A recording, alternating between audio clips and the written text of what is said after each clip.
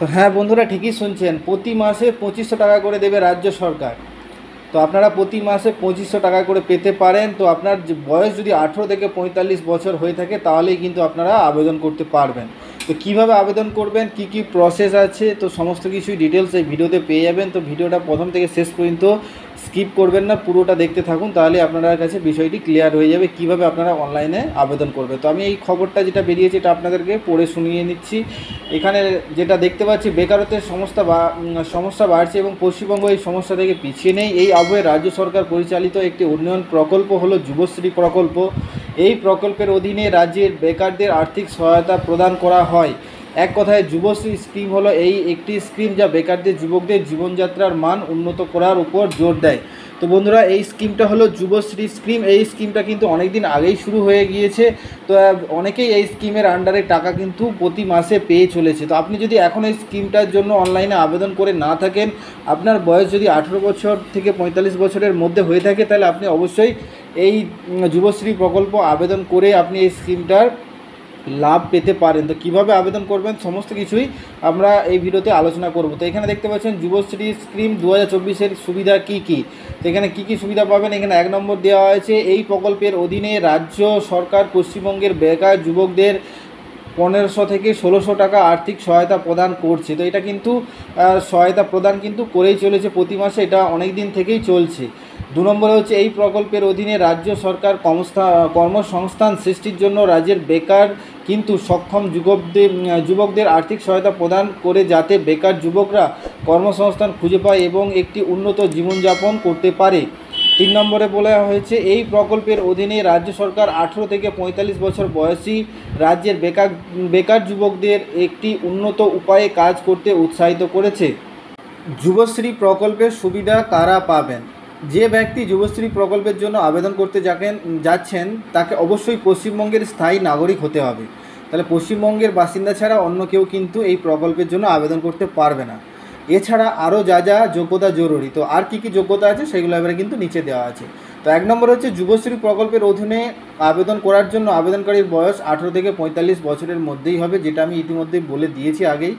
2 নম্বর হচ্ছে, এই স্কিমের অধীনে আবেদন করার জন্য আবেদনকারীকে অবশ্যই এমপ্লয়মেন্ট ব্যাংকের অধীনে নাম নিবন্ধন করতে হবে, অন্যথায় আবেদনকারী এই স্কিমের জন্য যোগ্য বলে বিবেচিত হবে না। তো এমপ্লয়মেন্ট ব্যাংক এক্সচেঞ্জে কীভাবে আবেদন করবেন, তো সে সম্পর্কে আমি অলরেডি আগে ভিডিও বানিয়ে রেখেছি। তো সেই ভিডিওর লিঙ্ক আমি ডেসক্রিপশানে দিয়ে রাখবো, আপনারা সেই ভিডিওটি দেখে আপনারা এমপ্লয়মেন্ট এক্সচেঞ্জের কীভাবে নাম নিবন্ধন করতে হয় সেইটা ভিডিও দেখে আপনারা নাম নথিভুক্ত করে নিতে পারেন। তারপরে বলা হয়েছে, এই স্কিমের জন্য আবেদন করার জন্য আবেদনকারীকে কমপক্ষে 8ম শ্রেণী পর্যন্ত পড়াশোনা করতে হবে। তো 8ম শ্রেণী পাস আপনাকে অবশ্যই হতে হবে, নাহলে কিন্তু আবেদন করতে পারবে না। তারপরে বলা হয়েছে, যুবশ্রী স্কিমের জন্য প্রয়োজনীয় নথি কী কী। তো কী কী নথি লাগবে সেটাও এখানে বলে দেওয়া হয়েছে। আপনি যদি যুবশ্রী স্কিমের জন্য যোগ্য বলে বিবেচিত হন, তবেই আপনি এই স্কিমের জন্য আবেদন করতে পারবেন। তো আপনি যদি যোগ্য হন তবেই কিন্তু আবেদন করতে পারবেন, নাহলে কিন্তু অন্যথায় পারবেন না। যাই হোক, আবেদন করার জন্য আপনাকে নিম্নলিখিত নথিগুলি অবশ্যই জমা দিতে হবে। আবেদনকারীকে তার উচ্চ মাধ্যমিক পরীক্ষার সার্টিফিকেটের একটি জেরক্স কপি সংগ্রহে রাখতে হবে। আবেদনকারীর অন্য কোনো শিক্ষাগত যোগ্যতা থাকলে তাদের সার্টিফিকেটও সংগ্রহে রাখতে হবে। আবেদনকারীকে ভোটার আইডি কার্ড রাখতে হবে। তো আপনাকে অবশ্যই কিন্তু ভোটার কার্ড আপনাকে আগে বানিয়ে নিতে হবে। 18 বছর হয়ে গেলেই কিন্তু আপনি আবেদন করতে পারবেন না, আপনাকে ভোটার কার্ডটা জন্য আপনাকে আবেদন করে দিতে হবে, ভোটার কার্ড আপনাকে বানিয়ে নিতে হবে। আবেদনকারীকে প্যান কার্ড সংগ্রহে রাখতে হবে। তো আপনি একটা প্যান কার্ডও বানিয়ে নেবেন।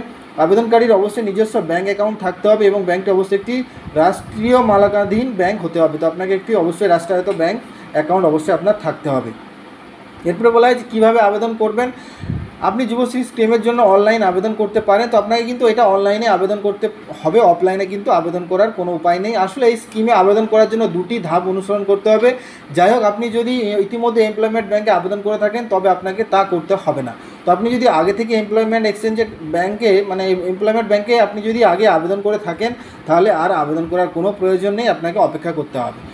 তো এরপরে 2টি যে ধাপ বলা হয়েছে সেটার মধ্যে প্রথম ধাপ হচ্ছে, আপনাকে কিন্তু প্রথমে এমপ্লয়মেন্ট এক্সচেঞ্জের যে অফিসিয়াল ওয়েবসাইট আপনারা দেখতে পাচ্ছেন, এই অফিসিয়াল ওয়েবসাইটে আপনাকে যেতে হবে।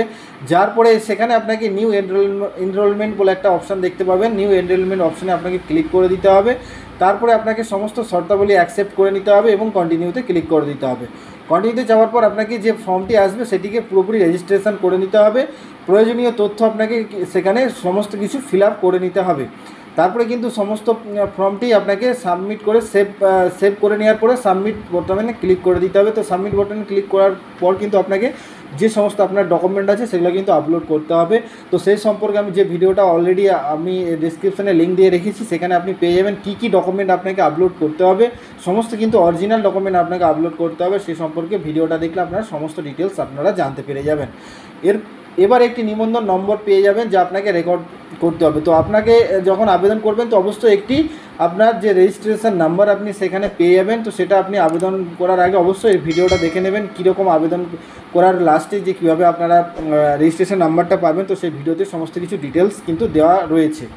এরপর 60 দিনের মধ্যে আপনাকে নিকটস্থ এমপ্লয়মেন্ট এক্সচেঞ্জ অফিসে যেতে হবে এবং প্রয়োজনীয় তথ্য যাচাই করতে হবে। তো এই যখন এটা আবেদন করবেন তারপরে কিন্তু আপনাকে 60 দিনের মধ্যে এখানে এক্সচেঞ্জ অফিস, আপনার যে এক্সচেঞ্জ অফিস সেখানে কিন্তু আপনাকে যেতে বলা হচ্ছে। তারপরে আপনার সমস্ত তথ্য যাচাই হয়ে গেলে অফিস নতুন ব্যবহারকারীর নাম এবং পাসওয়ার্ড দেবেন। তো আপনাকে একটি নতুন পাসওয়ার্ড দেওয়া হবে যখন আপনার যাচাই হয়ে যাবে। তো এখন কিন্তু এক্সচেঞ্জে এখানে যাওয়ার কথা বলা হয়েছে, তো এক্সচেঞ্জে কিন্তু না গেলেও কোনো অসুবিধা নেই। আপনি 1 মাস অপেক্ষা করবেন। 1 মাসের মধ্যে যদি আপনার কোনো পাসওয়ার্ড না আসে আপনার ফোনে, যে ফোন নম্বরটা দিয়েছেন, তো রেজিস্ট্রেশন নাম্বার তো আপনি আবেদন করার সঙ্গে সঙ্গে পেয়ে যাবেন, কিন্তু পাসওয়ার্ডটা পেতে কিছুদিন সময় লাগে। ওটা এমপ্লয়মেন্ট এক্সচেঞ্জ ভেরিফাই করে কিন্তু পাসওয়ার্ডটা আপনার ফোনে পাঠিয়ে দেবেন।